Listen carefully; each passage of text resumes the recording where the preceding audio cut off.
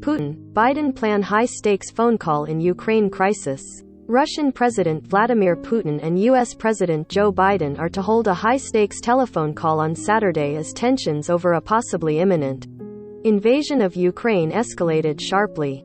Moscow, Russian President Vladimir Putin and U.S. President Joe Biden are to hold a high-stakes telephone call on Saturday as tensions over a possibility imminent invasion of Ukraine escalated sharply and the U.S. announced plans to evacuate its embassy in the Ukrainian capital. Before talking to Biden, Putin is to have a call with French President Emmanuel Macron, who met with him in Moscow earlier in the week to try to resolve the Russia has massed troops near the Ukraine border and has sent troops to exercises in neighboring Belarus, but insistently denies that it intends to launch an offensive against Ukraine. Adding to the sense of crisis, the Pentagon ordered an additional 3,000 U.S. troops to Poland to reassure allies.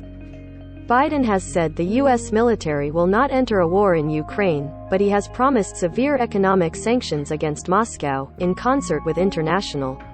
The timing of any possible Russian military action remains a key question.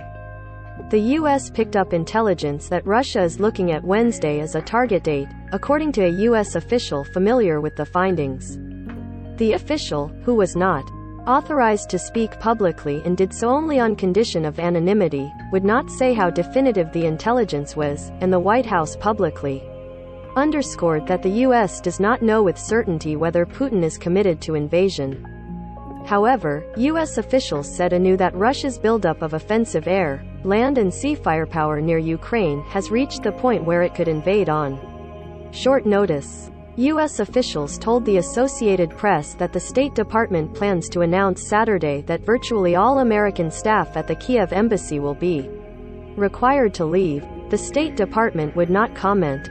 The department had earlier ordered families of U.S. embassy staffers in Kiev to leave, but it had left it to the discretion of non-essential personnel if they wanted to depart. Biden's national security advisor, Jake Sullivan, urged all Americans in Ukraine to leave, emphasizing that they should not expect the U.S. military to rescue them in the event that air and rail transportation is severed after a Russian invasion. Several NATO allies including Britain, Canada, Norway and Denmark also are asking their citizens to leave Ukraine, as is non-NATO ally New Zealand. Sullivan said Russian military action could start with missile and air attacks, followed by a ground offensive. Yes, it is an urgent message because we are in an urgent situation, he told reporters at the White House. Russia has all the forces it needs to conduct a major military action, Sullivan said, adding, Russia could choose, in very short order, to commence a major military action against Ukraine. He said the scale of such an invasion could range from a limited incursion to a strike on Kiev, the capital. Russia scoffed at the U.S. talk of urgency. The hysteria of the White House is more indicative than ever, said Russian Foreign Ministry spokeswoman Maria Zakharova. The Anglo-Saxons need a war. At any cost. Provocations, misinformation and threats are a favorite method of solving their own problems. In addition to the more than 100,000 ground troops that U.S. officials say Russia has assembled along Ukraine's eastern and southern borders, the Russians have deployed missile, air, naval and special operations forces, as well as supplies to sustain a war. This week Russia moved 6 amphibious assault ships into the Black Sea, augmenting its capability to land Marines on the coast. Sullivan's stark warning accelerated the projected timeframe for a potential invasion, which many analysts had believed was unlikely until after the Winter Olympics in China end on February 20. Sullivan said the combination of a further Russian troop buildup on Ukraine's borders and unspecified intelligence indicators have prompted the administration to warn that war could begin any time. We can't pinpoint the day at this point, and we can't pinpoint the hour, but that is a very, very distinct possibility, Sullivan said.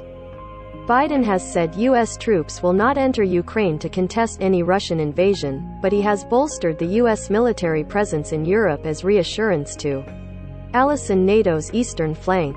On Friday, the Pentagon said Biden ordered a further 3,000 soldiers to Poland, on top of 1,700 who are on their way there. The U.S. Army also is shifting 1,000 soldiers from Germany to Romania, which like Poland shares a border with Ukraine. Biden spoke to a number of European leaders on Friday to underscore the concerns raised by U.S. intelligence about the potential imminence of a Russian invasion. Sullivan said the Western leaders were completely united and would respond harshly to a Russian invasion with devastating economic and trade sanctions. Russia is demanding that the West keep Ukraine and other former Soviet countries out of NATO. It also wants NATO to refrain from deploying weapons near its border and to roll back alliance forces from Eastern Europe, demands flatly rejected by the West. Russia and Ukraine have been locked in a bitter conflict since 2014, when Ukraine's Kremlin-friendly leader was driven from office by a popular uprising. Moscow responded by annexing Crimea and then backing a separatist insurgency in eastern Ukraine, where fighting has killed over 14,000 people. A 2015 peace deal brokered by France and Germany helped halt large-scale battles, but regular skirmishes have continued, and efforts to reach a political settlement have stalled. Matthew Lee and Amr Madani in Washington, D.C. contributed to this story.